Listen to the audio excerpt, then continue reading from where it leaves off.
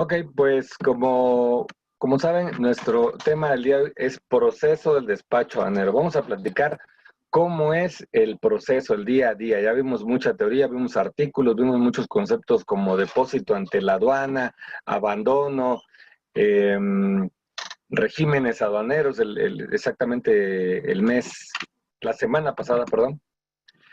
Y bueno, empezamos con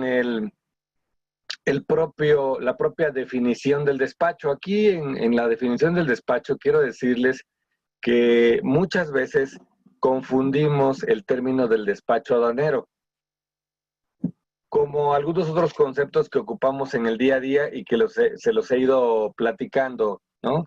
Les voy a dar unos ejemplos de términos que ocupamos coloquialmente y que son no del todo correctos, ¿no? Por ejemplo, cuando pagamos nuestros impuestos a través del pedimento, siempre decimos, ¿ya pagaste los impuestos? Cuando el nombre correcto es las contribuciones. ¿Por qué no impuestos? Porque impuestos nada más es el impuesto general de importación, el impuesto al valor agregado, y en su caso, si su mercancía así lo requiere, el impuesto especial sobre producción y servicio, llamado IEPS. En cambio, la palabra contribuciones abarca más conceptos de los impuestos, por ejemplo, los derechos, como el derecho de trámite aduanero, ¿no? De esta forma, el día a día nos va llevando a utilizar conceptos de manera práctica, pero que realmente resultan un poco imprecisos. Hay muchos ejemplos como estos. La firma del pedimento, decimos ya nos dio firma, cuando ahora realmente se llama acuse de recepción. Anteriormente sí era firma, pero lo seguimos manejando. Lo mismo pasa con la palabra despacho, ¿no?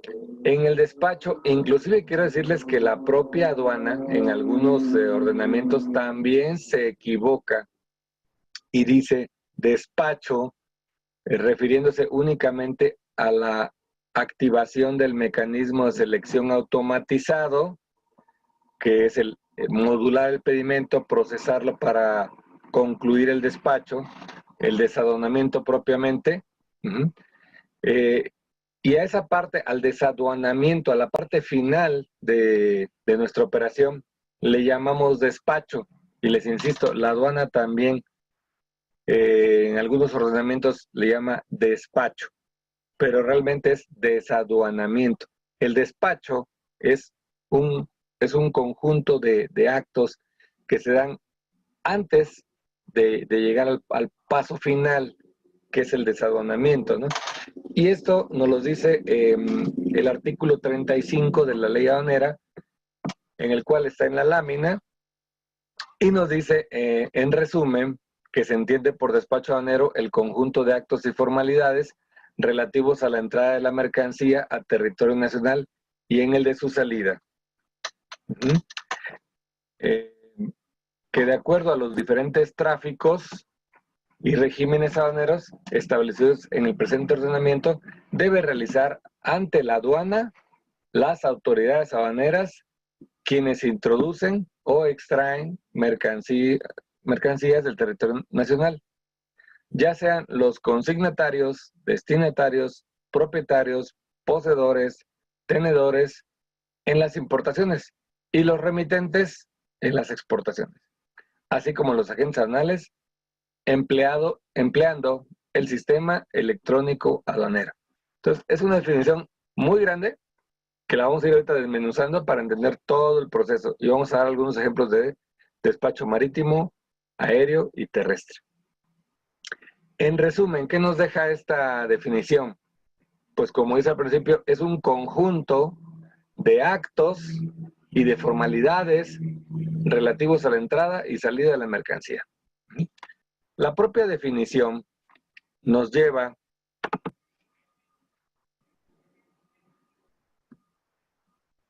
a esto que va a ser nuestro temario. Primero dice actos y formalidades a la entrada. Le puse yo aquí actos y formalidades en importación, que es un tema que vamos a ver. Luego dice en otra parte, en los diferentes tráficos. En algún curso ya mencionamos los diferentes tráficos y ahorita vamos a repasarlos. en los diferentes regímenes aduaneros. Fue uno de los temas del día de ayer. ¿Me permiten un segundito? Vamos a poner una pausa.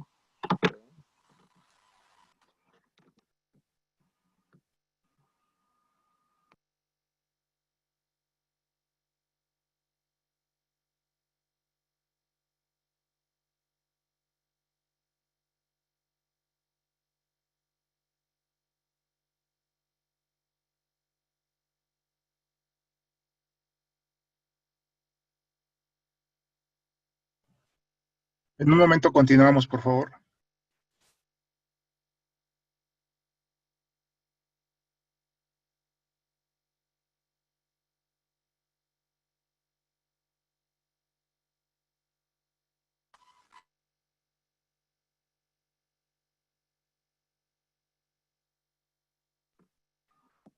Listo, ya estoy de vuelta para una pequeña fallita técnica aquí con la conectividad. Listo, continuamos, voy a volver a poner la presentación. Y les decía entonces que estábamos en el propio temario que nos va dando la definición, que es muy precisa, pero a la vez también nos da pie a muchos temas, como diferentes tráficos, diferentes regímenes aduaneros. También dice, ante la aduana, aparentemente todos sabemos qué es la aduana, pero ahorita vamos a ver a detalle eso. Ante las autoridades aduaneras, ¿cuáles serán esas autoridades aduaneras? Normalmente pensamos en la gente que está físicamente en la aduana, pero vamos a ver que la definición ampara mucho más personas de las que están solamente en la aduana, ¿no? Y luego dice, quienes introducen mercancías, y menciona varios conceptos que a continuación vamos a detallar, como poseedores, tenedores, destinatarios. También los agentes aduanales están obligados al cumplimiento de este despacho. Por supuesto, son parte importante en el despacho. Ha habido algunos periodos de algunos presidentes donde han querido eliminar la figura del agente aduanal, o a veces no eliminarla, pero darle menor importancia en el sector. Sin embargo, ha habido varios casos donde la autoridad pues ha tenido que reconocer que la verdad es más fácil para ellos trabajar con 800 personas, que son los agentes aduanales en México, un poquito más de 800, con una experiencia, con una capacitación a lo largo de muchos años, que trabajar con miles de importadores de diferentes niveles de preparación, de diferente nivel de conocimiento. Entonces, siempre es más fácil el trabajar con menor gente, con un nivel de entendimiento mayor con la aduana. Y pues últimamente le han dado más fuerza a la figura del agente aduanal y han creado otras figuras que en el apartado 7 vamos a dar a conocer. Por último, dice que deben de ser transmitidos mediante el sistema electrónico aduanero. Y para muchos de ustedes probablemente sea la primera vez que escuchen la palabra de sistema electrónico aduanero. Y suena muy bonito, pero vamos a ver ya a detalle qué es lo que menciona el sistema electrónico aduanero. Bueno, empezamos con el número 2 y no empezamos con el número 1, porque en el número 1 nos decía que propiamente los actos y formalidades para la introducción y para la extracción, vamos a enfocarnos en la introducción, pero como es muy extenso, quisiera primero tener los temas básicos, la teoría elemental para llegar a conocer lo demás, ¿ok? Entonces vamos a empezar por el número 2, que son los diferentes tráficos. La ley aduanera en su artículo 11 nos menciona cuáles son los tráficos por los cuales la mercancía puede ser importada. Tenemos, por ejemplo, el tráfico terrestre, que de hecho en reglas le llaman carretero, lo cual me parece más propio que terrestre, porque terrestre es por tierra y el ferroviario también es por tierra, no es por mar ni por aire, porque en México los trenes no vuelan. En Japón levitan, pero tanto como volar no. Entonces, sin embargo, en la ley aduanera le llamaron terrestre al carretero. ¿Ok? Luego tenemos el tráfico marítimo, que es muy obvio, es el que va por mar, el ferroviario, por trenes, el fluvial, que es muy poco usado en México, realmente muy poco usado el transporte fluvial. Sin embargo, en otros países, principalmente europeos, el fluvial es importantísimo. Aquí tenemos algunos puertos que no están en el mar, que están propiamente en un río, como el puerto de Minatitlán, por ejemplo, en Coatzacoalcos, bueno, cerca de Coatzacoalcos, Veracruz. El puerto de Tuxpan, que le estuvieron dando mucho auge hace poquito tiempo, una empresa que se llama SCA, que controla puertos, que controla un puerto en Manzanillo, uno de los más importantes en Manzanillo, y tiene experiencia en otros puertos como Ensenada. Trató de hacer algo grande ahí en Tuxpan, que no está en el mar, se meten por el río hasta ciertos kilómetros y adentro del río es donde está propiamente el puerto, ¿no? Lamentablemente fracasó el proyecto porque Tuxpan es un lugar sumamente pequeño del estado de Veracruz, es el puerto más cercano a la Ciudad de México, pero no cuenta con la infraestructura. El puerto está muy pequeño y no hay transportes, no hay navieras, no hay todo lo demás que las empresas satélites que giran alrededor de un puerto, pues lamentablemente para ellos pues fracasó, ¿verdad? Bueno, también por la vía postal, ¿cómo es esto? Bueno, en el aeropuerto de la Ciudad de México hay una sección aduanera de postal, es decir, todo lo que llega por correo aéreo, pagado o embarcado estrictamente al servicio postal mexicano y no mensajerías. ¿Ah? Todo lo que haya servicio postal mexicano se deposita en esa sección aduanera del aeropuerto y ese es otro medio de conducción. El aéreo, que viene en los aviones de carga y de pasajeros, porque la mayoría de la carga se transporta en las panzas de los aviones, en las zonas de carga, de aviones comerciales. Sí existen los cargueros y hay muchos, pero la mayoría viaja ocupando el espacio de carga, donde va el equipaje, de las aerolíneas comerciales de pasajeros. También nos habla de otros medios de conducción. Por ejemplo, cuando vendemos energía eléctrica a Estados Unidos y viceversa, cuando vendemos crudo a Estados Unidos y nos regresan gasolina, normalmente se hace a través de ductos, que serían otros medios de conducción, y tendido eléctrico para el caso de electricidad. Bueno, en resumen, esos son los diferentes tráficos. Vamos a pasar a los regímenes aduaneros, en donde los regímenes aduaneros, tenemos 6 regímenes aduaneros. 6 regímenes aduaneros, muchos de ellos muy usados por algunos de ustedes, otros nada más ocupan uno, y hay 2 que son realmente muy poco usados, mucha gente nunca los ha usado, pero lo vamos a ver brevemente aquí. Ya fue tema del curso pasado, pero lo retomamos. Bueno, el artículo 90 nos habla de que se pueden destinar las mercancías a los diferentes regímenes. Un régimen es el definitivo. ¿Qué cabe aclarar en el definitivo? La palabra definitivo es muy tajante, ¿no? Definitivo es algo que no se mueve, es algo definitivo.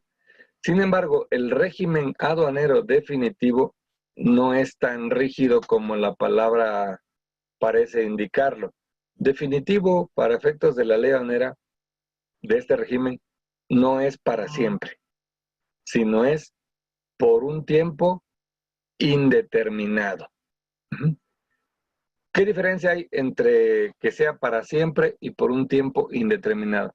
Que si el definitivo fuera realmente, como dicen, importación definitiva, pues ya no lo podrías regresar al extranjero porque sería importado en forma definitiva. Hasta que existiera la mercancía estaría aquí. Y no es así. El régimen definitivo te permite tener tu mercancía por un tiempo indeterminado. Es decir, todo el tiempo que lo necesites. Hasta que se agote, hasta que se descomponga.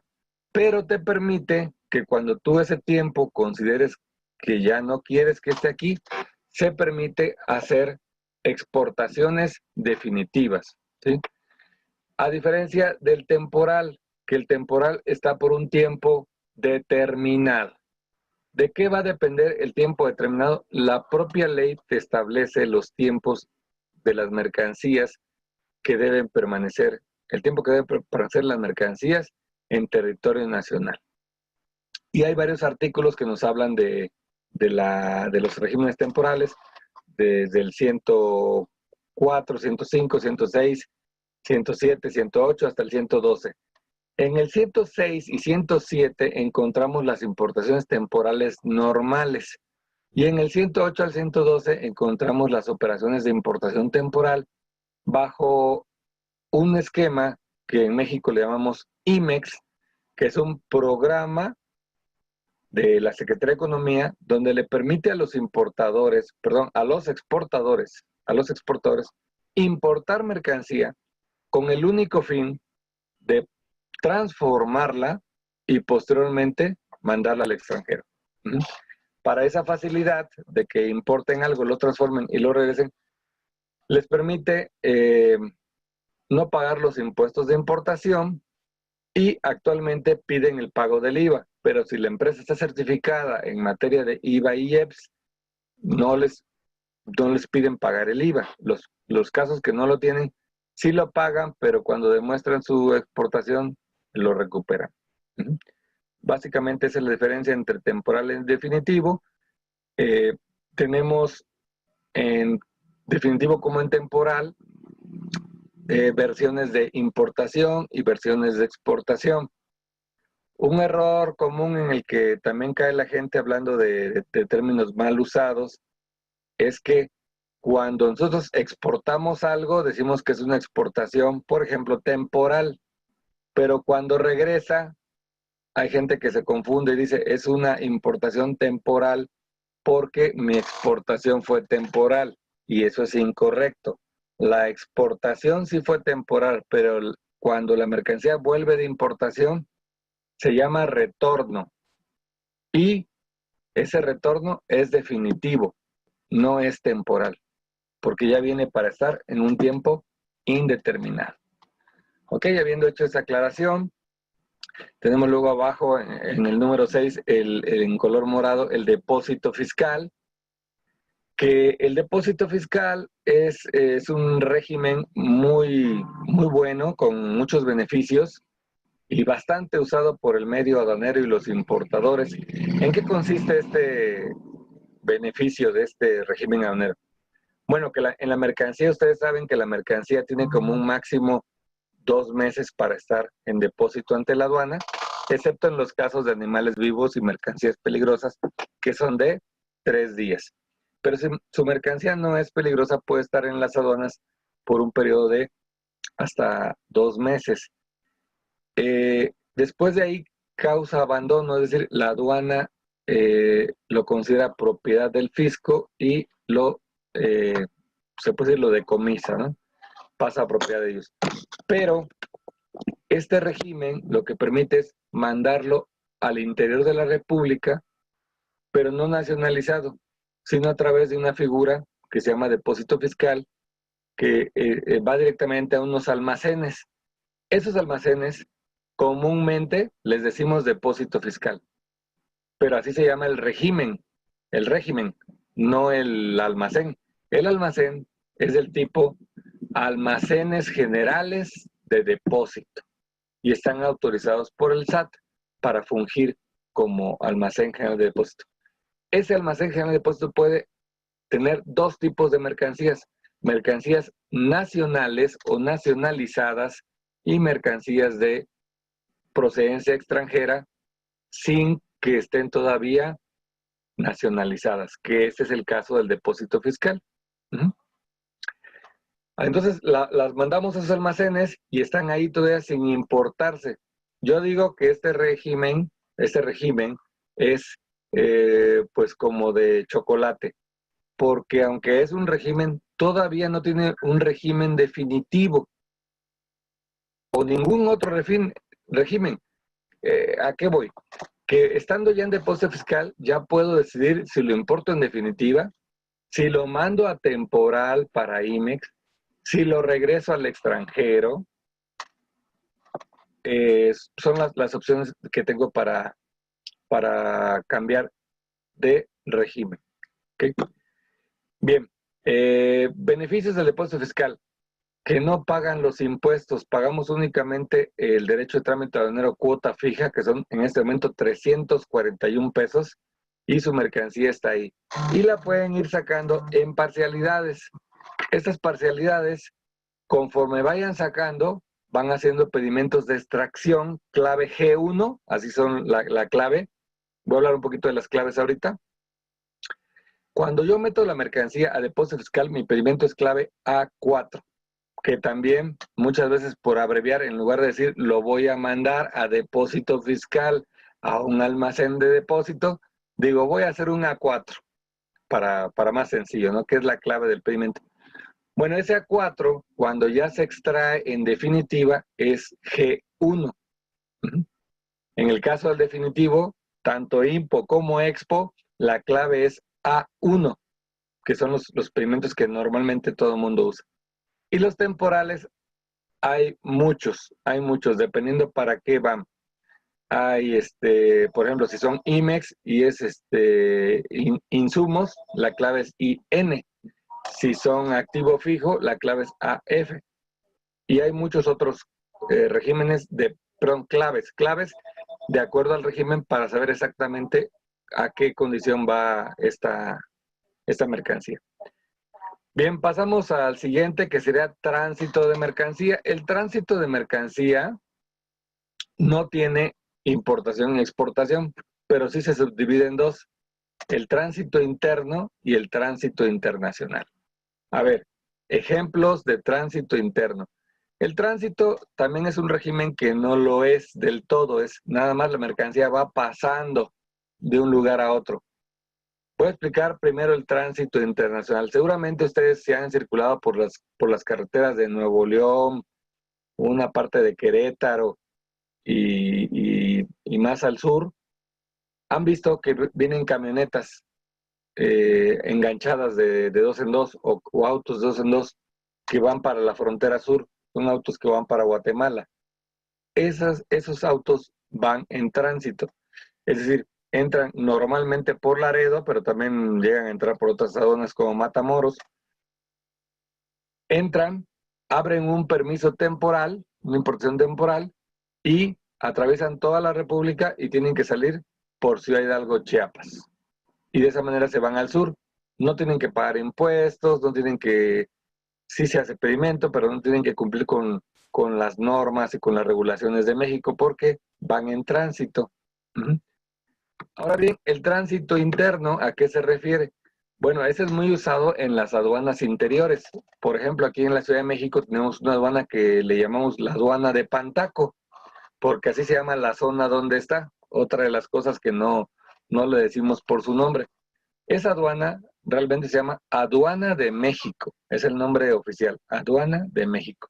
Y es una aduana interior, ¿qué quiere decir? Que pues, está aquí en la Ciudad de México y no tiene puertos ni aeropuertos. Lo único que tiene son vías férreas y entrada para camiones. Entonces, ¿cómo le llega mercancía a esa aduana? Pues le llega a través de otras aduanas fronterizas o marítimas. ¿Ok?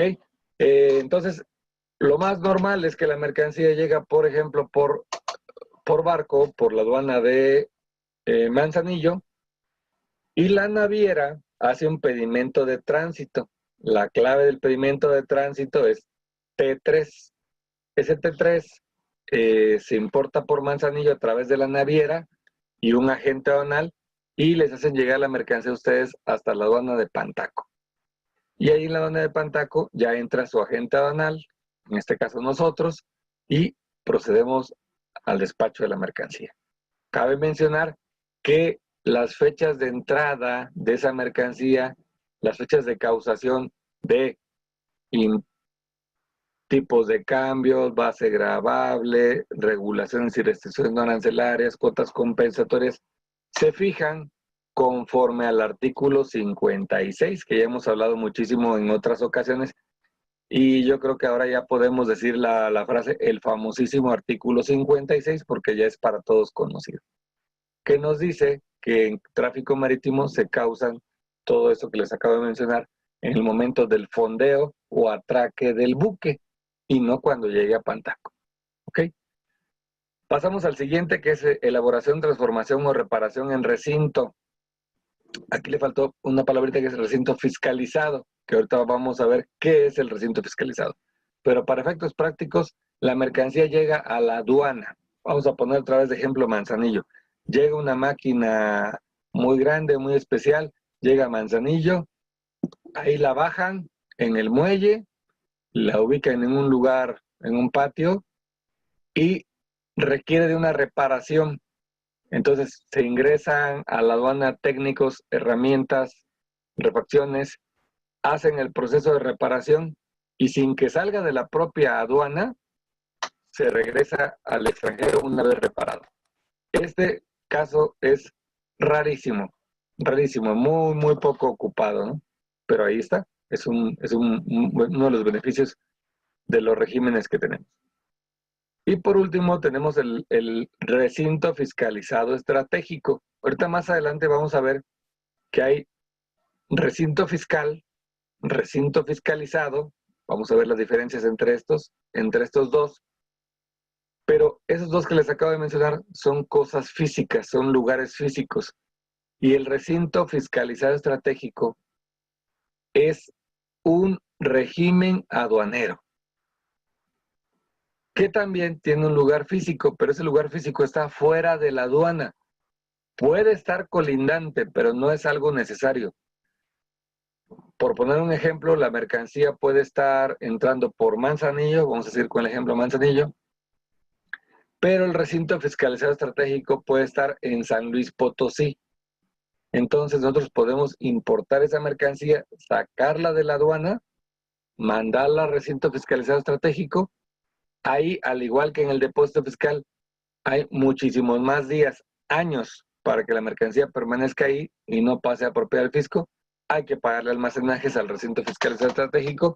Y hay dos variantes en el recinto fiscalizado estratégico. Hay unos que son de servicios que solamente pueden almacenar la mercancía ahí, en lo que se le da algún destino, y otras que tienen autorización para transformar la mercancía, para hacerle algún proceso.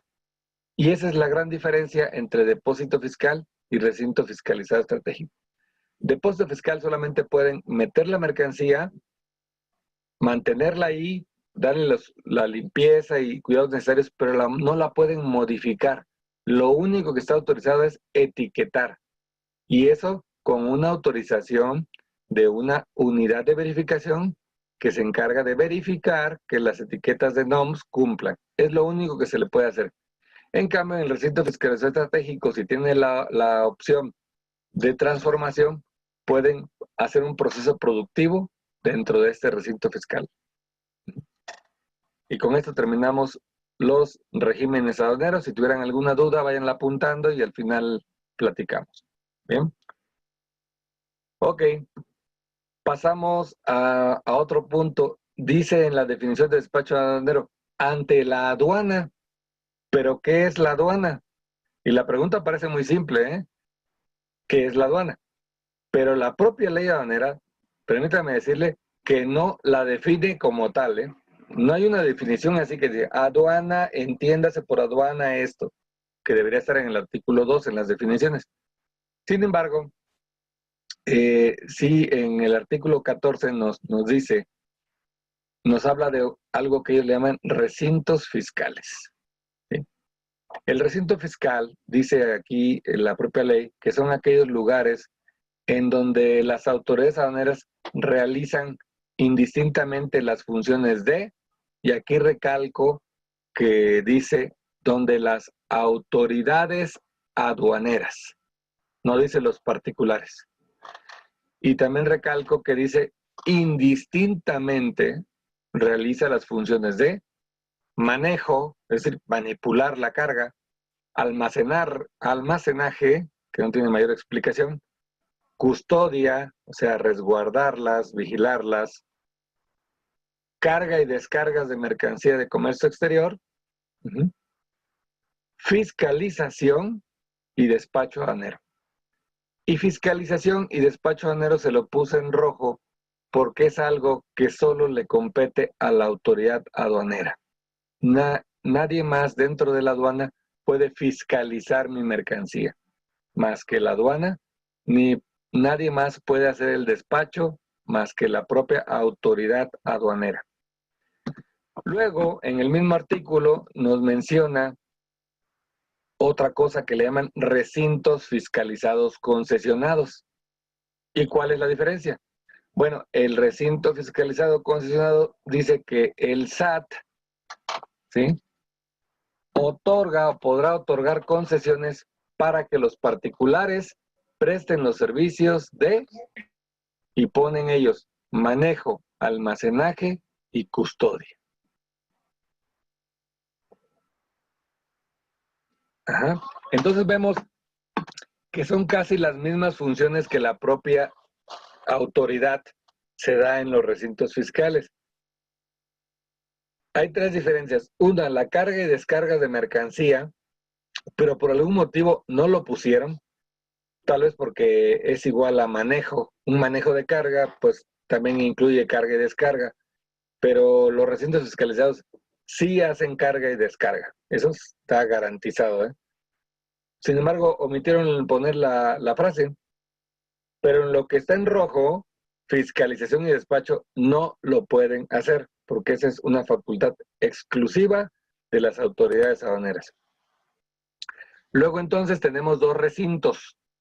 Un recinto fiscal, que es propiamente la aduana, supervisado por la aduana, donde te fiscalizan y te hacen el despacho propiamente, y otra en donde son recintos que están dentro de la propia aduana y están concesionados a particulares y son con los que normalmente nosotros tratamos, con los que está depositada la mercancía ante la aduana. Recuerden, el artículo 23 dice depósito ante la aduana, pero no lo mandamos a la aduana propiamente, donde están los vistas aduanales y los administradores, no.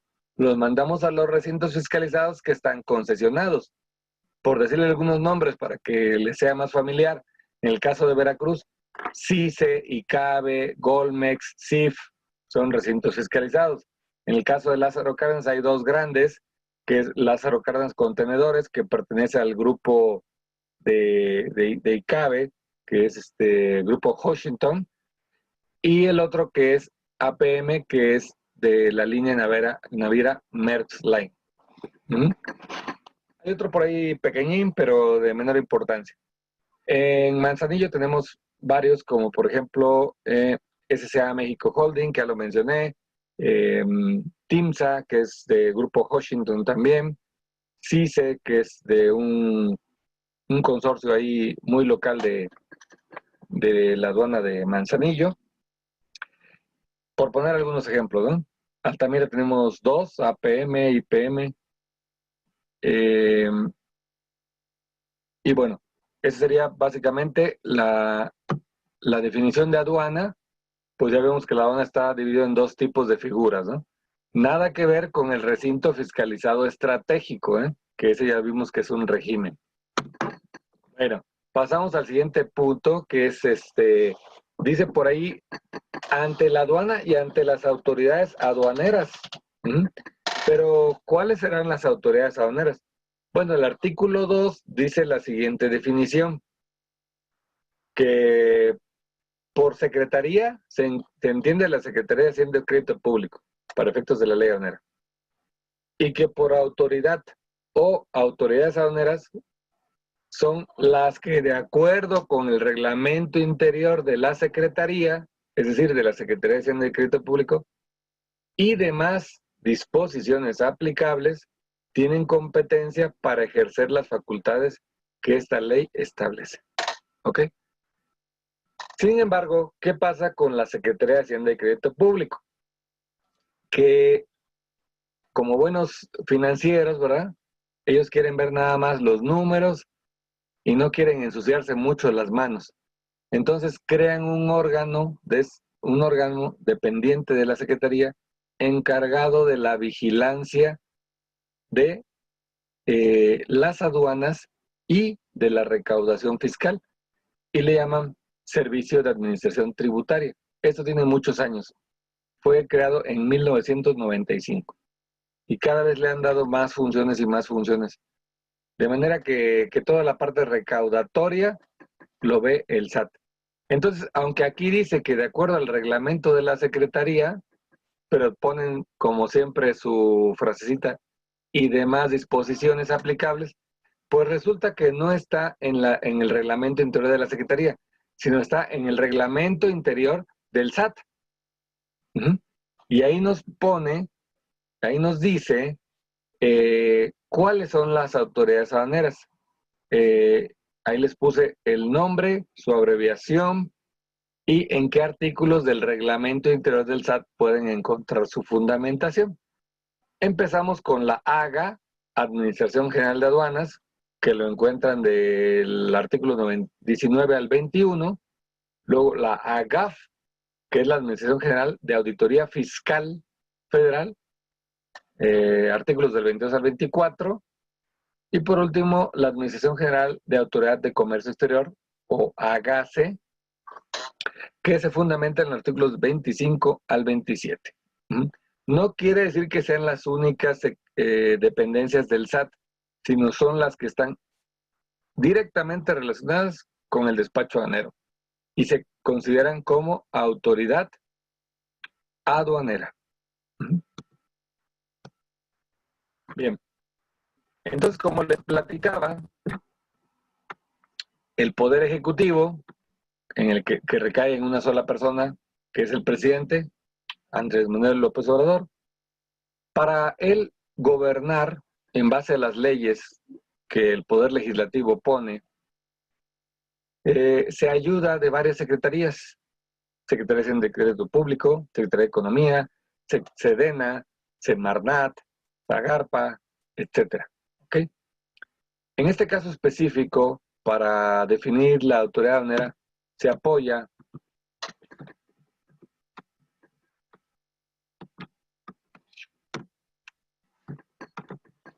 un segundito, parece que se trabó, listo. Se apoya en la Secretaría de Hacienda y Crédito Público. El secretario de Hacienda, como ya les dije, pues ya está creado ese órgano descentralizado de la Secretaría de Hacienda, que es el SAT. Y entonces dice, bueno, pues yo me dedico nada más a las finanzas, y el trabajo sucio, el trabajo de overall, se lo dejo al Servicio de Administración Tributaria, que dependen de ellos. Como les dije, a través del reglamento del Servicio de Administración Tributaria, faculta a estas dependencias, que aquí nada más puse el acrónimo, ya en la lámina anterior está el nombre completo: Administración General de Aduanas, Administración General decía que, de Autoridad Fiscal Federal, y la Administración General de Comercio Exterior, la AGACE. ¿Ok? Entonces, esas son las autoridades aduaneras. ¿Ok? Para ser más preciso, la AGA, Administración General de Aduanas, se encarga de vigilar la entrada y salida de mercancías en las aduanas. Y la AGACE, que es de Comercio Exterior, ellos se encargan de vigilar el cumplimiento de las disposiciones legales fuera de la aduana. Ellos están desde fuera, inclusive también cuando está dentro de la aduana. De repente nos ha tocado alguna vez algún rojo con varios clientes y extienden el reconocimiento aduanero y dicen, es que está sujeto a una verificación por parte de la administración de la GASE. Nos dicen viene directamente de la central, así nos dicen, ¿no? ¿Quién es la central? La AGASE, donde ellos, por un estudio que hacen, ven que algún importador tiene alguna incidencia, que ha tenido PAMAS, que ha tenido muchas rectificaciones, que ha tenido regularizaciones, o que su comportamiento contable, fíjense lo que les digo, contable, tiene algunas inconsistencias y entonces empiezan a mandar órdenes de verificación para que las ejecuten las aduanas.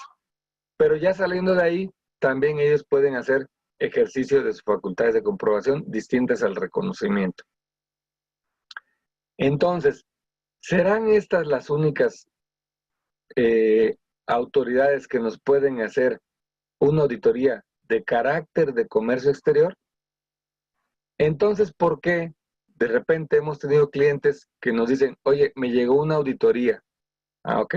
¿Dónde estás ubicado? Pues mi planta está en Toluca, correcto. ¿Y te llegó el SAT? No, no llegó el SAT, es lo más raro. Me llegaron gente del área de finanzas y fiscalización del Estado de México. Entonces, ¿qué pasará? ¿Están abusando de sus facultades metiéndose en otra esfera que no le corresponde? ¿O sí tendrán autoridad para ejercer facultades de comprobación en temas de comercio exterior? ¿Ustedes qué creen? Bueno, la respuesta está aquí. Resulta que los ejecutivos de los estados, que son los gobernadores, que es un poder ejecutivo chiquito en cada estado, porque recuerden que aunque somos un país, somos un conjunto de estados soberanos. Entonces, también hay un poder ejecutivo ahí, que son los gobernadores. Y también hay un poder legislativo, que son los senadores y diputados, más bien los diputados de los estados, que también hay leyes estatales. Bueno, ese gobernador, pues también dice, yo también tengo mis secretarías, y dentro de estas me apoyo para la recaudación y la fiscalización en mi Secretaría de Finanzas. En algunos estados llamados Secretaría de Planeación y Finanzas. Pero para el caso es lo mismo. Puede variar un poquito el nombre de estado a estado. Finalmente es una Secretaría de Finanzas, que equivaldría a la Secretaría de Crédito Público de la Nación. Bueno, y esa secretaría tiene un departamentito o dos que le llaman a veces recaudación de rentas o dirección de auditoría. Les digo, varía, depende en cada estado, pero en resumen es eso. Y esos organismos son los que andan checando que paguen sus impuestos estatales y les hacen requerimientos de tenencias de automóviles y de otro tipo de impuestos estatales. Pero de repente ellos van a las empresas y dicen, a ver, en esta planta muéstrame todos tus pedimentos de importación, especialmente los de estas máquinas. ¿Estará facultado?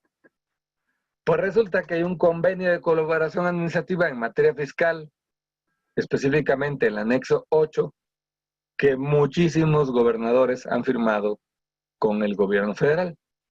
Y en los estados en los que sí se ha firmado ese convenio, este convenio de colaboración, el SAT le dice o faculta a los gobernadores que a través de Secretaría de Finanzas, que a través de recaudación de rentas o dirección de auditoría, hagan labores de autoridad aduanera. No son autoridad aduanera, pero ayuden a hacer labores de fiscalización como una autoridad aduanera. ¿Ok?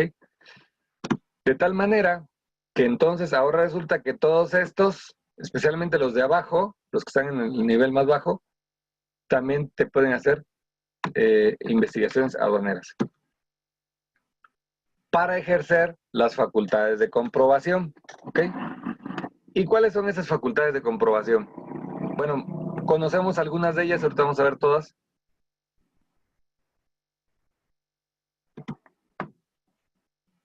Bien, el artículo 42 del Código Fiscal de la Federación nos dice las diferentes figuras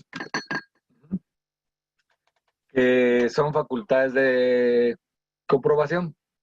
Uno de ellos es el reconocimiento aduanero. ¿Qué es esto? El famoso semáforo rojo. Modulamos el pedimento ya para salir y un semáforo que no es físicamente un semáforo, no tiene luz roja ni luz verde, es un nombre nada más que se le ha dado. Sí existía el semáforo, especialmente en los aeropuertos, y las personas activaban y sí les salía una luz roja o verde.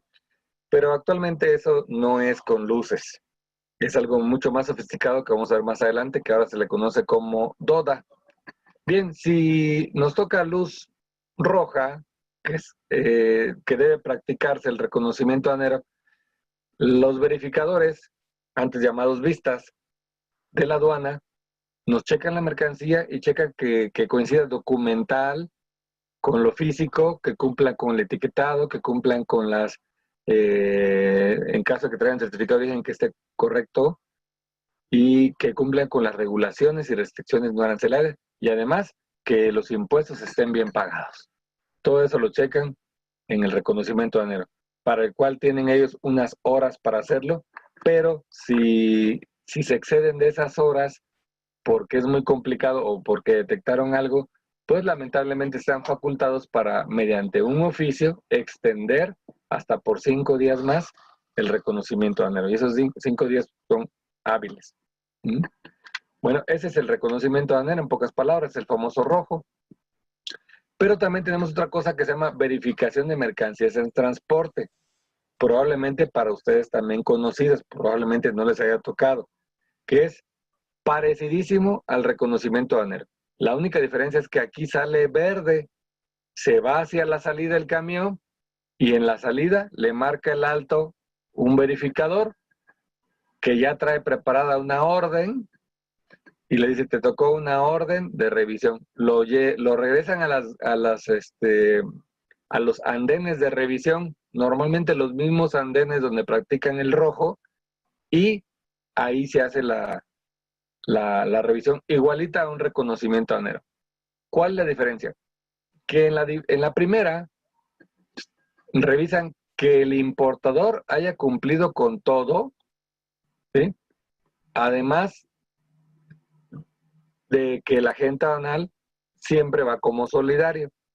Pero en la verificación en transporte se van principalmente a quien transporta las mercancías. Y lo primero que le checan es que el camión esté legalmente importado, además de la mercancía. Si para su mala suerte el transportista no coincide un número de serie de su camión, se lo embargan en ese momento. Uh-huh. Eso es muy raro porque pues normalmente los transportistas pues traen equipos legales y todo eso, pero pues yo sí he sabido de un caso donde hasta el camión perdió el transportista porque traía una diferencia en números de serie en el chasis. Y además de eso se van a la revisión física. Si todo está bien para el transportista, pues continúan adelante con la revisión de la mercancía. Y si todo está bien en la mercancía, pues ya le dan salida al camión. En caso de que haya alguna incidencia, que algo detecten que esté mal, al que le notifican es al transportista, no al importador ni al agente aduanal.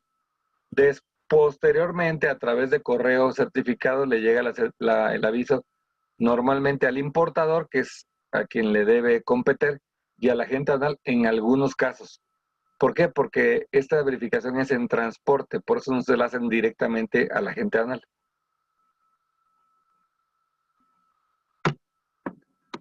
¿Qué otra tenemos? Tenemos verificación de vehículos extranjeros en tránsito, es decir, pueden un vehículo que ven que trae placas de otro lugar o que simplemente no trae placas y presumen que es de extranjero, lo pueden detener y verificar que todo venga en orden. Y si no está en orden, lo pueden confiscar. Aquí, si se dan cuenta, ya vimos quiénes son las autoridades que pueden ejercer actos de comprobación. Pero es muy común que un agente de tránsito, que un policía vea un carro con placas extranjeras y te quieran detener. Te pueden marcar el alto por algún motivo, ¿no? Pero llevarse tu unidad, pues eso está mal porque estarían tomando atribuciones que no le corresponden. Si es alguien de la Secretaría de Finanzas de los estados, sí puede hacerlo. Bien, tenemos luego la visita domiciliaria, comúnmente llamada auditoría, ¿no? Decimos nosotros, estoy en una auditoría, tengo una auditoría. ¿Qué quiere decir? Que tengo una visita domiciliaria, llegó una persona del SAT y me está haciendo una investigación del cumplimiento de mis obligaciones, ¿ok?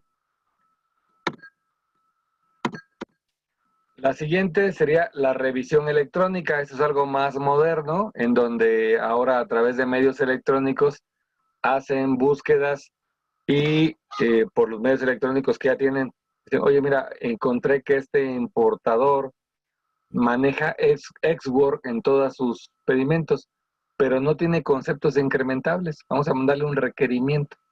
Y esa es una revisión electrónica. Y por último, la revisión de gabinete. La revisión de gabinete es una revisión donde la autoridad te pide documentación principalmente de contable, pero ya hemos visto en otros cursos que ahora lo contable va súper de la mano con lo aduanero, es casi indivisible, fuera de una visita domiciliaria.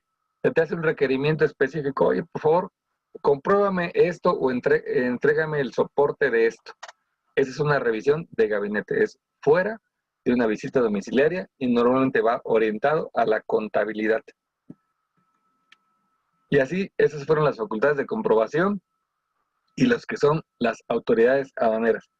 Pero como siempre la aduana nos deja su cerecita en el pastel, dice, y otras facultades de comprobación, el artículo 42 del Código Fiscal dice, como pues por lo que se me haya olvidado, ¿verdad? Ahí me reservo una, ¿no?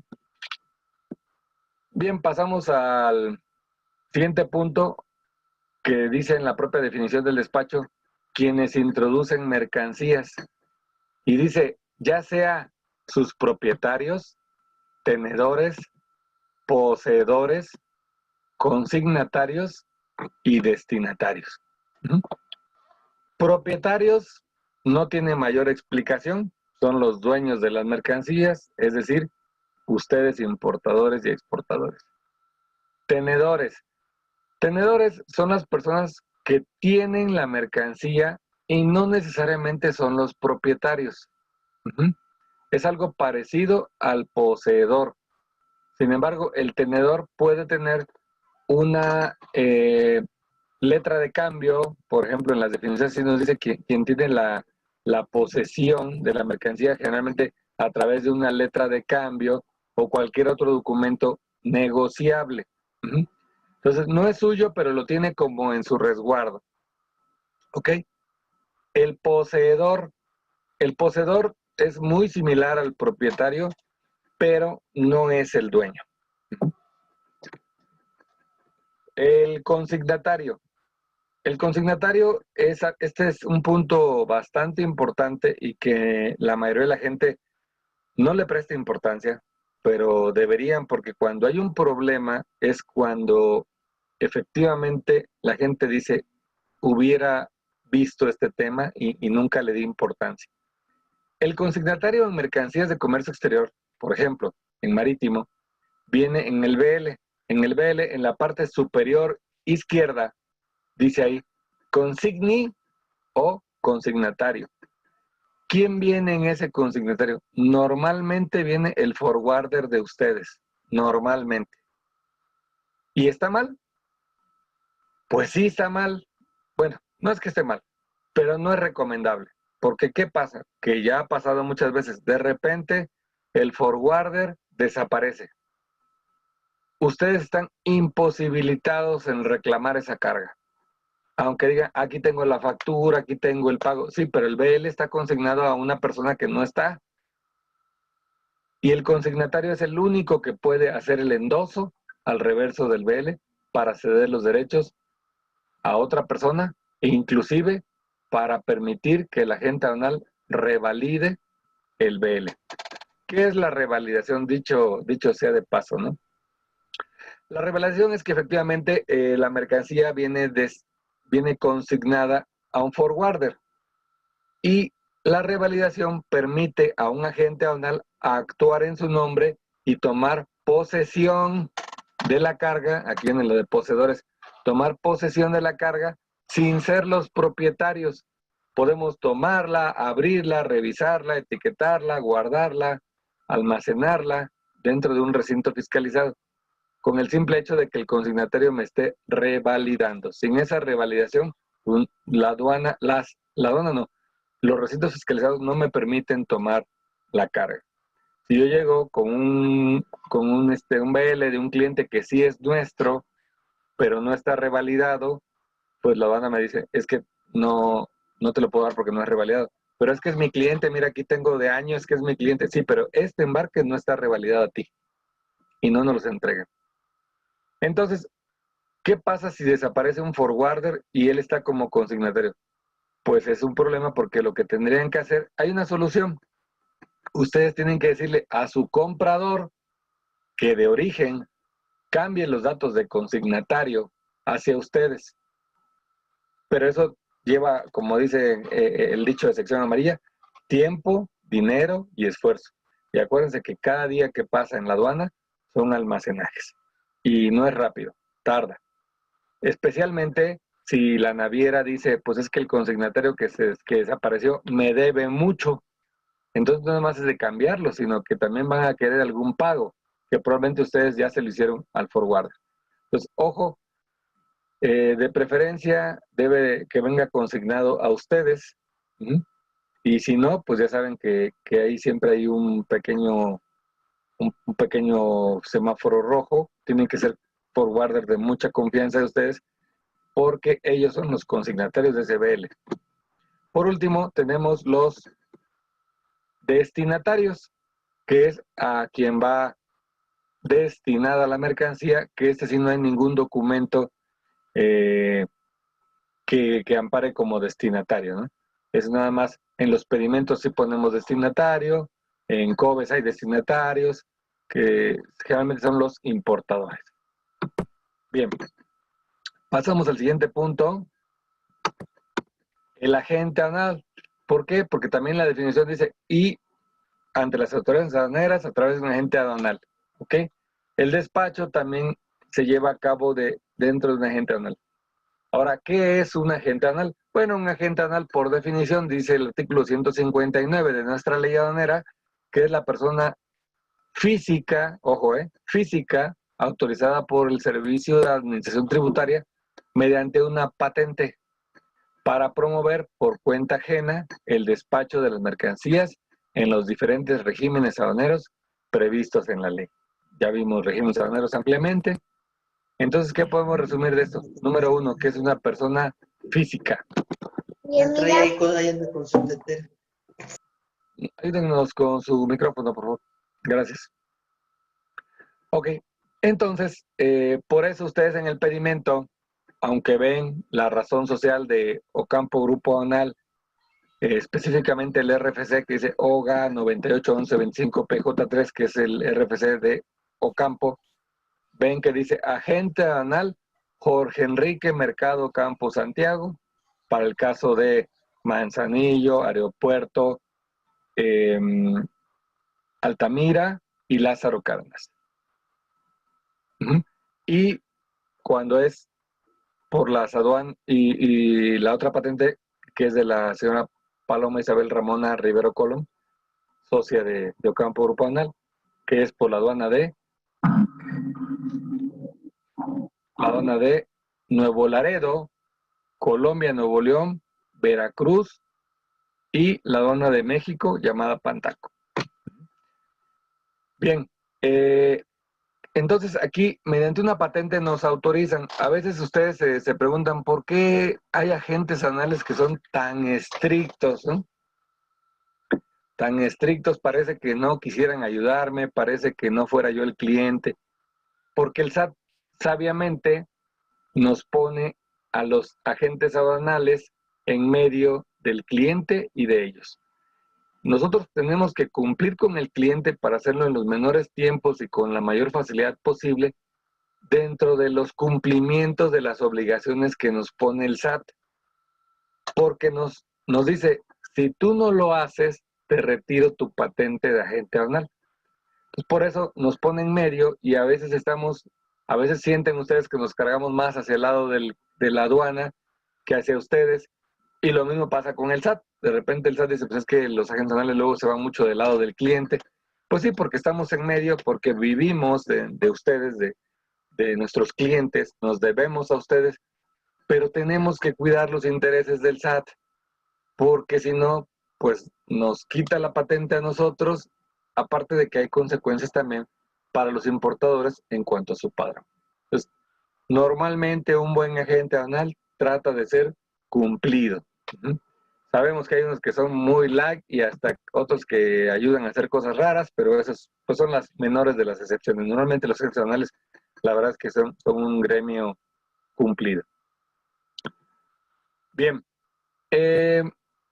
Además tenemos el agente aduanal sustituto. Mil disculpas, aquí le puse a los dos agente aduanal sustituto, pero el primero, el que está en rojo, era simplemente agente aduanal. La figura agente aduanal ya la expliqué. Y hay otra figura que se llama agente aduanal sustituto, que quiere decir que antes el agente aduanal era agente aduanal hasta que vivía y después heredaba la patente a quien él quisiera. Normalmente hijos, ¿verdad? Pero puede ser a quien él quisiera. Y de esta manera la empresa tenía continuidad, pero hubo una modificación hace algunos años inexplicable, esa modificación, y dijo, no, la patente aduanal no va a ser posible que se herede. Entonces, la patente se extingue con el fallecimiento del agente aduanal, lo cual era algo tremendo para nuestro gremio y para propiamente las empresas, porque con el agente aduanal y la terminación de esa empresa, se moría y se extinguía no solamente la empresa, sino todo el conocimiento y todo la infraestructura y el servicio que se daba. Entonces, tuvieron que hacer algunas modificaciones y dijeron, bueno, está bien, no se hereda, pero vamos a permitir que por única vez el agente aduanal nombre a un sustituto, una persona que va a quedar en su lugar, sea familiar o no. Pero ese agente aduanal debe de cumplir ciertos requisitos. El principal, aprobar un examen de conocimientos, lo cual nos parece bastante bueno porque exige que haya más preparación. Ya no nomás es una simple herencia. De tal manera que nuestros dos agentes aduanales tienen actualmente sus dos sustitutos, que son sus hijos, Jorge Manuel Mercado Campo y Paloma Mercado Campo Rivero, que son nuestros agentes aduanales sustitutos. Y ahora viene una última figura, que modificaron la ley para mencionar la agencia aduanal, que es una sociedad civil, que es el agente aduanal que así lo desee, puede formar una asociación civil en la cual puede utilizar la patente, pero como una empresa. Esta figura pues es más o menos reciente y tiene que hacerse en este año. Por cierto, pues en ese año a tener que hacer seguramente la transición de agente aduanal sustituto y a la agencia aduanal, por lo cual es posible que nuestras patentes en este mismo año estén cambiando. Trataremos de ser lo más ágil posible para que no haya retrasos con ustedes, pero seguramente vamos a requerir que hagan un nuevo encargo conferido. Finalmente, hay otra figura del agente aduanal que se llama mandatario, que es la persona que puede firmar los pedimentos y actuar en el despacho como si fuera el mismo agente aduanal, a nombre de él, claro, como un representante legal, que es mandatario y que también nos exigen exámenes de conocimiento periódicamente, normalmente anual. Y por último tenemos el dependiente del agente aduanal. Estas son las personas que nos ayudan en los trámites de todo el despacho aduanero, previos, recolecciones, reconocimiento aduanero, etiquetado, etcétera. Ellos tienen un gafete acreditado por el agente aduanal y el agente aduanal pues es responsable de todos los actos. Y a diferencia del mandatario, no pueden firmar por el agente aduanal. Por último, tenemos el famosísimo sistema electrónico aduanero. ¿Qué es el sistema electrónico aduanero? Viene en la ley, artículo 2, dice que la información debe transmitirse a través del sistema electrónico aduanero.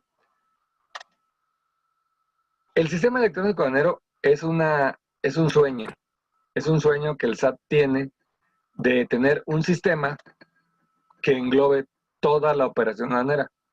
Está en proceso pero todavía no está funcionando. Por eso sabemos que existe un programita que se llama SAI, que es Sistema Automatizado Aduanero Integral, que ha tenido evoluciones. Primero no existía este SAI, venía todo en unas hojas que se llenaban a máquina. Después vino el primer intento que se llamó CADEPA, que era un sistema ya electrónico muy rudimentario, el CADEPA. Después vino ya el SAI fase 1, SAI fase 2, SAI fase 3, que fue el que más duró. El SAI fase 3 duró muchos años y era un pedimento muy simple de 56 campos, que fue cuando yo entré por ahí del año 98, y aproximadamente en el año 2000 pasamos del SAI fase 3 al SAI M3. El M era del milenio, ¿no? Entonces ya tiene bastantes añitos, ya no voy a seguir hablando de eso porque no me conviene ventilar que tengo muchos años en esto. Bueno, entonces eso fue el SAI. El SAI migró tratando de modernizarlo, y ahorita tenemos cosas como lo que le llaman PITA, DODA, iDespacho, BUSEM. BUSEM ya sabemos que es la ventanilla única, que es donde transmitimos los anexos a los pedimentos, llamados e-documents, y transmitimos la información de la factura, llamada COBE. El iDespacho es algo nuevo que se está haciendo por ferrocarril, donde mandamos toda la información, ya que validamos el pedimento, mandamos toda la información a través de medios electrónicos, también por BUSEM, y se modula a través de ese sistema. El PITA es un programa que hizo el SAI. No es un sistema, sino es un programa de modernización tecnológica aduanera. Es un proyecto, de hecho el nombre es Proyecto de Integración Tecnológica Aduanera. Es un proyecto que está ya en curso y del cual se desprende el famoso DODA. ¿Qué es el DODA?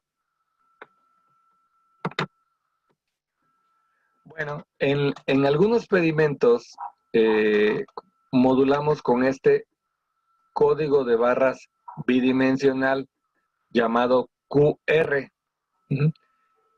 Si ustedes pueden bajar una aplicación si tienen iPhone, sería no me fue el nombre del iPhone, pero los programas estos para comprar App Store se llama.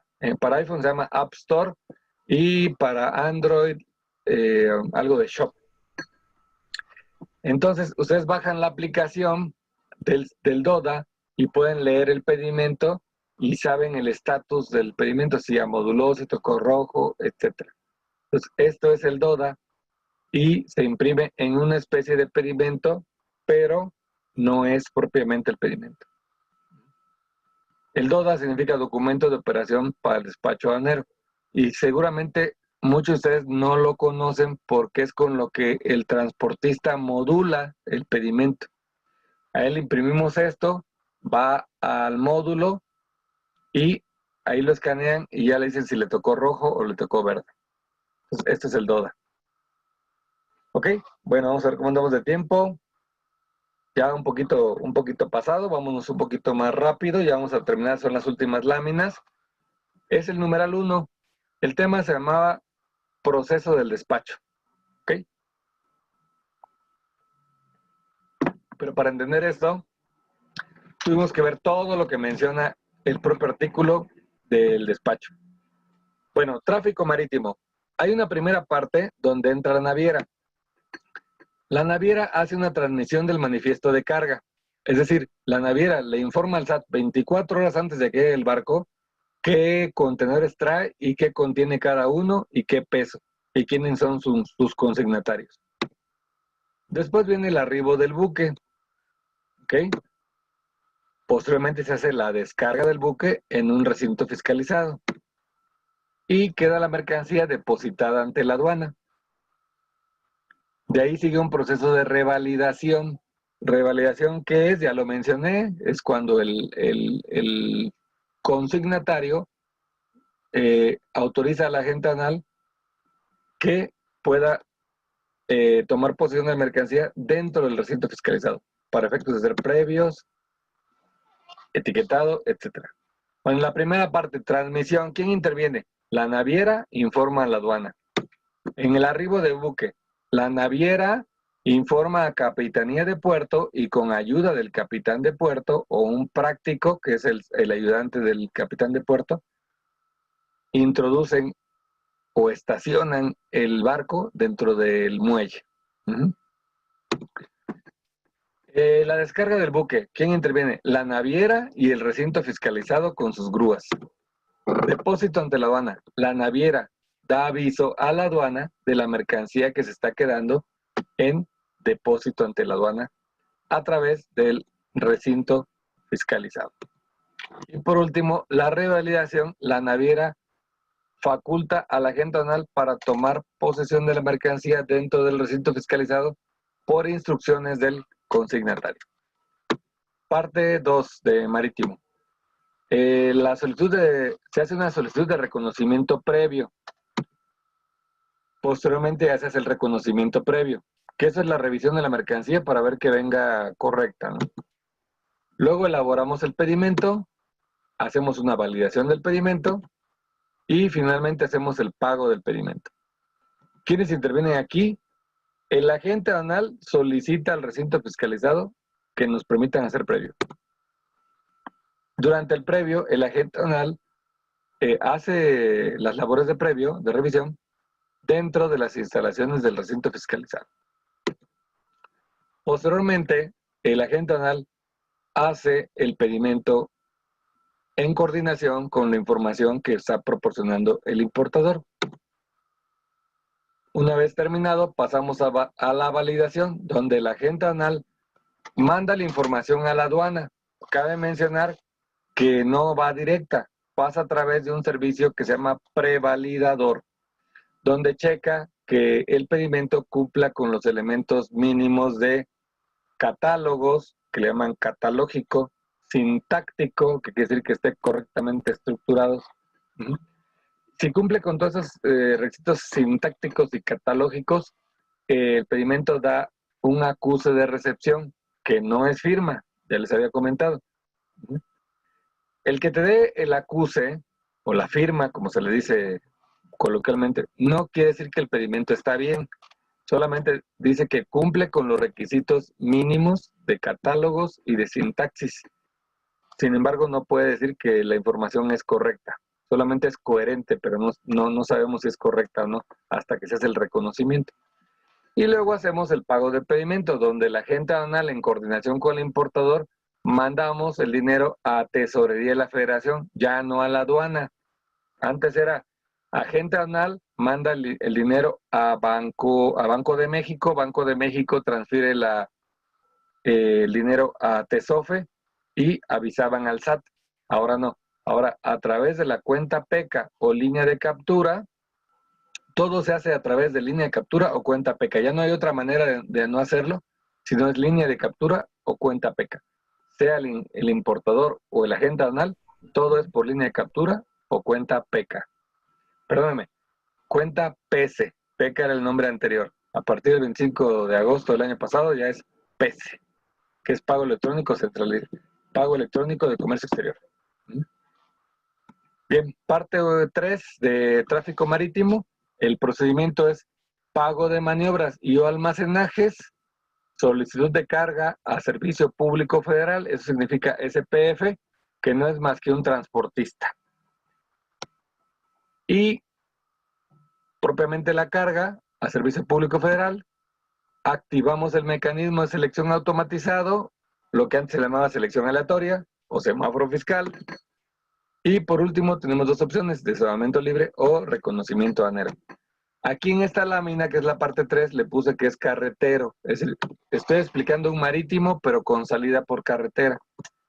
Y el proceso es así. El agente aduanal solicita, más bien paga al recinto fiscalizado las maniobras y o almacenajes para permitir su salida. Una vez pagado, solicitamos una cita para que nos asignen una cita para entrar a cargar, ya sea el mismo día o el día siguiente. Y posteriormente ya entra a cargar al recinto fiscalizado el transportista. Y el recinto fiscalizado le carga al transportista y ahora el transportista activa el mecanismo de selección automatizado ante la aduana. Hace muchos años el agente aduanal acompañaba al transportista y el dependiente del agente aduanal presentaba los papeles y sabía si tocaba rojo o verde. Ya no. Hace mucho tiempo que ya no. Ya ahora le damos el dodo al transportista y le damos nuestra bendición para que todo le salga verde. Y él solito modula ante la aduana. Y bueno, el desalojamiento libre o el reconocimiento aduanero, pues es para los dos, es para el agente aduanal y importador, porque somos responsables solidarios con ustedes. Ahora, ¿qué pasa cuando es ferroviario? Cuando es ferroviario, cambia el orden porque primero activamos el mecanismo de selección automatizado antes de proceder al retiro de la mercancía. Ahí nos puede salir libre o semáforo verde o reconocimiento aduanero. En caso de reconocimiento aduanero, se realiza el reconocimiento. Como comprenderán, no subimos el contenedor al tren y el tren modula el pedimento, sino que el contenedor está en piso, en el patio todavía del recinto fiscalizado, y ahí sí el agente aduanal va a los módulos de la aduana y dice, voy a modular este contenedor que está todavía en piso. Si nos toca rojo, lo que hacen es que programan para que ese día, normalmente, o si es tarde, al día siguiente, el verificador vaya y haga un reconocimiento aduanero dentro del recinto fiscalizado con el contenedor en piso. Y si todo sale bien, lo libera a más tardar al día siguiente y ya podemos proceder a la carga. Pagamos ahora las maniobras de almacenajes, incluyendo el reconocimiento que hubo. Solicitamos cita para cargar a la góndola del ferrocarril y finalmente se carga en el ferrocarril. ¿Quién participa en esto? Bueno, el agente aduanal activa el mecanismo de selección automatizado. El desalojamiento libre o reconocimiento pues es para el importador en coordinación con el agente aduanal ante la aduana. El agente aduanal paga por cuenta del importador las maniobras de almacenajes y por último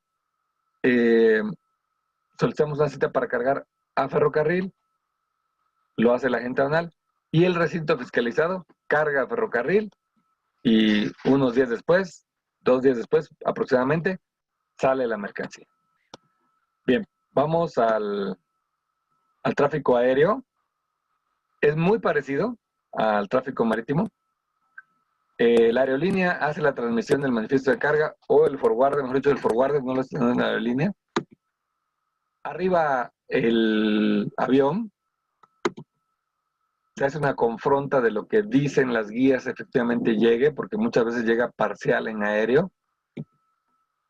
Se deposita la mercancía ante la aduana y se hace la revalidación de la guía.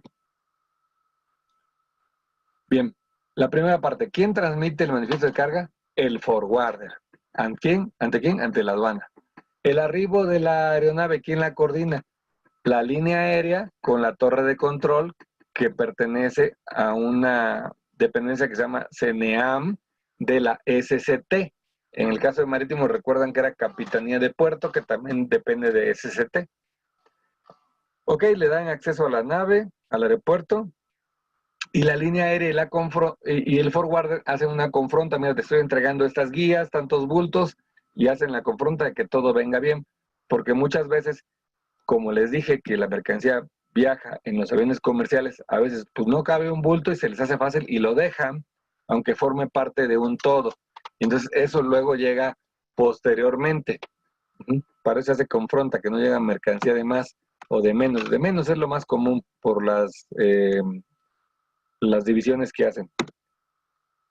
Luego el forwarder deja ante la aduana, ante los almacenes de la aduana o recintos fiscalizados, la mercancía depositada para que nosotros ya podamos tener acceso a ella, y el forwarder revalida la guía a la agente aduanal. En la segunda parte de aéreo se hace la solicitud de reconocimiento aduanero, el reconocimiento, elaboración de pedimento, validación y pago de pedimento. Prácticamente igualito al marítimo, donde el agente aduanal solicita al almacén o recinto fiscalizado que nos den acceso a la carga. Practicamos la revisión de reconocimiento previo, elaboramos el pedimento en coordinación con el importador, validamos el pedimento ante la aduana y hacemos el pago en conjunto con el importador a Tesorería de la Federación. En la parte 3, pagamos las maniobras y almacenajes, ingresamos la unidad a la aduana, cargamos la unidad de transporte carretero, activamos el mecanismo de selección automatizado y puede ser que haya un reconocimiento aduanero o desanamiento libre. El agente aduanal hace el pago a los recintos o almacenes, el ingreso de la unidad lo hace el agente aduanal, le da ingreso a la aduana, él ingresa al transportista con los papeles de ingreso. El recinto fiscalizado o almacén carga la mercancía al transportista. En algunos casos lo tiene que hacer el propio agente aduanal cuando son cajas pequeñas. Activamos el mecanismo de selección automatizado, que realmente el transportista es el que va y activa el mecanismo para ver si sale rojo o verde. Y el resultado pues es para el agente aduanal y para el importador. Y último tema de este curso, tráfico fronterizo. El más sencillo de todos, ahorita van a ver por qué. Recuerden que en la frontera no hay depósito ante la aduana. Entonces, para irlo comparando con el tráfico terrestre y marítimo, fíjense que primero tenemos una transmisión del manifiesto de carga, sea aéreo o marítimo. Aquí no la hay, porque la carga llega a un domicilio en el extranjero, por ejemplo, Laredo, Texas. El arribo del camión, en el otro se llamaba arribo de aeronave, arribo de buque que participaba la ST. Sí, efectivamente sí arriba, pero como llega en el extranjero, no hay coordinación con SCT. ¿Okay? Descarga de camión con fronta, no existe. Claro, lo descargamos y checamos que llegue la mercancía, pero no está regulado dentro del despacho porque todavía estamos en el extranjero. Depósito ante la aduana, no aplica. Revalidación de guía OBL, no aplica. Nos llega la carga, la tomamos y listo, estamos autorizados para abrirla. Con la única excepción de que la mercancía llegue marcada como inbound, que quiere decir tránsito internacional en Estados Unidos. En ese caso, podemos revisarla, pero no podemos manipularla, modificarla, ni siquiera etiquetarla sin pedir una autorización. Salvo esa salvedad, para la redundancia, no hay una solicitud de reconocimiento previo porque la mercancía llega a nuestras instalaciones en el extranjero.